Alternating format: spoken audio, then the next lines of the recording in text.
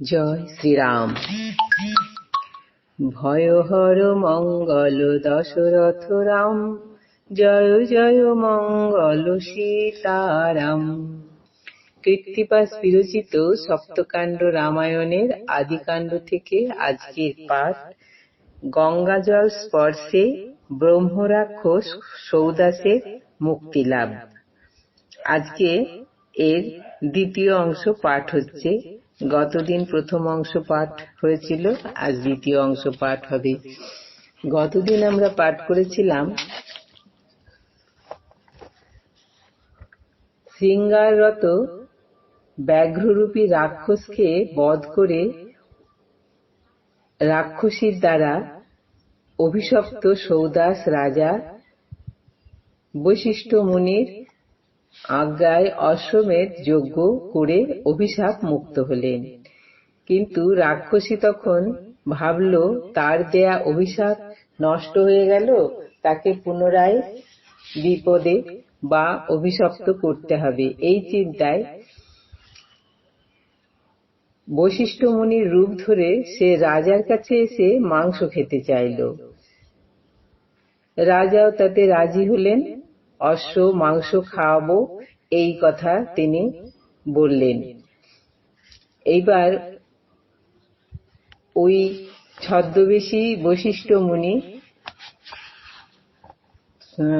তপ আহ্নিকের অছিলায় সেখান থেকে চলে গেল ও নতুন করে বিপ্র বেশে অর্থাৎ পাচকের বেশ ধরে পুনরায় এসে সে রান্নাঘরে রান্না করল। অশ্ব মাংসের বদলে সে মানুষের মাংস রান্না করল। যথাসময়ে রাজা বশিষ্ঠ মুনিকে খাওয়ার জন্য ডেকে আনলেন। বশিষ্ঠ মুনি যজমানের কথা ফেলতে পারলেন না, তিনি খেতে আসতে রাজি হলেন। ওই ছদ্মবেশী পাচক এইবার বশিষ্ঠ মুনিকে, ছদ্মবেশী পাচক রাক্ষস বশিষ্ঠ মুনিকে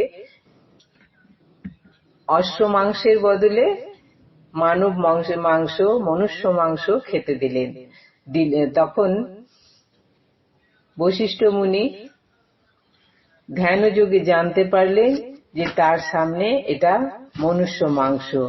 তিনি ক্রোধান্বিত হয়ে উঠলেন এবং রাজা সৌদাসকে অভিশাপ দিলেন। তাতে রাজাও ক্রোধান্বিত হয়ে বললেন, আমি দোষ করিনি, তবু আমাকে শাপ দিলে আমিও তোমাকে ভস্ম করে দেব বলে হাতে জল নিলেন। এমন সময়ে দময়ন্তী নারী তাকে নিষেধ করল। রাজা সৌদাস তার ক্রোধ সম্বরণ করলেন, কিন্তু হাতে যে জল নিয়েছেন ভস্ম করার জন্য এই অভিশপ্ত জল তিনি এখন কোথায় রাখবেন এই ভাবছেন। ক্রোধ, আজকের পাঠ। ক্রোধ সম্বরিয়া রাজা ভাবে মনে মন, এই জল কোন স্থানে থুইব এখন। স্বর্গে যদি থুই তবে মরে দেবগণ, যদি ফেলি নাগপুরে নাগের মরণ। পৃথিবীতে ফেলি যদি শস্য সব যায়, সেই জল ফেলে রাজা আপনার পায়। রাজার পুড়িয়ে গেল দুখানি চরণ, রাজার কলমাস্পাদ নাম সে কারণ।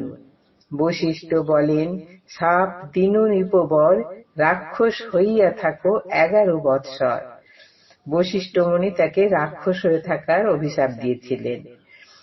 ধরিয়া লোটায় রাজা বশিষ্ঠ চরণ, কতদিনে হবে মম পাপ বিমোচন। মুনি বলে, যবে পাবে গঙ্গা দর্শন, তখন তোমার শাপ হইবে মোচন। সৌদাস ভূপতি ব্রহ্ম রাক্ষস হইয়া, দেশে দেশে নিত্য ফেরে রাক্ষস খাইয়া। 11 বৎসর পূর্ণ হইল যখন, 3 দিন আহার না মিলিল তখন। উত্তরিল গিয়া রাজা প্রভাসের কুলে, শ্রমযুক্ত হইয়া বসিল বৃক্ষ মূলে। ক্ষুধায় অজ্ঞান রাজা বৃক্ষ সে নেহারে, এক ব্রহ্মদৈত্য আছে সেই বৃক্ষ পরে। ব্রহ্মদৈত্য বলে, ওহে তুমি কেন হেথা? মম স্থান তুমি নিলে আমি যাব কোথা? শুনিয়া তাহার কথা সৌদাস হাসিল। ব্রহ্মদৈত্যে দেখি সেটা খাইতে যাইল। ব্রহ্মদৈত্য রাক্ষসে বিবাদ দুইজন, 6 মাস মল্লযুদ্ধ করিছে এমন। যুদ্ধে সম দুইজন, ন্যূন নহে কেহ, মিত্রতা করিয়া পরস্পর করে স্নেহ। সর্বদুঃখ দুইজন করেন প্রকাশ, বশিষ্ঠ শাপিল মোরে বলেন সৌদাস। ব্রহ্মদৈত্য বলে, মিত্র শুনো বিবরণ, বরদত্ত নামে আমি ছিলাম ব্রাহ্মণ। বহুকাল বেদ পড়িলাম গুরুবাসে, দক্ষিণা চাহিল গুরু আমার সকাশে। করিলাম উপহাস গুরুর বচনে, গুরু বলে ব্রহ্মদৈত্য হও এই ক্ষণে। যখন গঙ্গার জল পাবে দর্শন, তখন পাইবে মুক্তি ব্রাহ্মণ নন্দন। সৌদাস বলিল, মিত্র জাগাইলে মোরে, 23 গঙ্গার তত্ত্ব দুইজন করে। গঙ্গা স্নান করি যান ভার্গব মহর্ষি, মাথায় করিয়া গঙ্গা জলের কলসি। হেন কালে দোহে বলে আগুলিয়া তাই, বিন্দুমাত্র গঙ্গা জল দাও দুজনায়। লাগিলেন কহিতে ভার্গব তপোধন, অগ্রভাগ শিবের তা দিব না কখন। দোহে কহে, মুনি তব নাহি বিদ্যালেশ, গঙ্গা জলে নাহি হয় অগ্র অবশেষ। জানিলেন তখন ভার্গব তপোধন, মহাজন বটে ভগীরথের নন্দন। কুশাগ্র করিয়া গঙ্গা জল দিল তাই, ব্রহ্ম হত্যা আদি পাপ ছাড়িয়া পলাই। আছিল সৌদাস ব্রহ্ম রাক্ষস হইয়া, বৈকুণ্ঠে চলিয়া গেল গঙ্গা জল পাইয়া। ব্রহ্মদৈত্য আর ব্রহ্ম রাক্ষস সত্তরে, দুইজনে মুক্ত হইয়া গেল নিজ ঘরে। গঙ্গার মহিমা কথা অনন্ত যে শুনি, আদি কাণ্ড রচে কৃত্তিবাস মহাগুণী। জয় শ্রীরাম।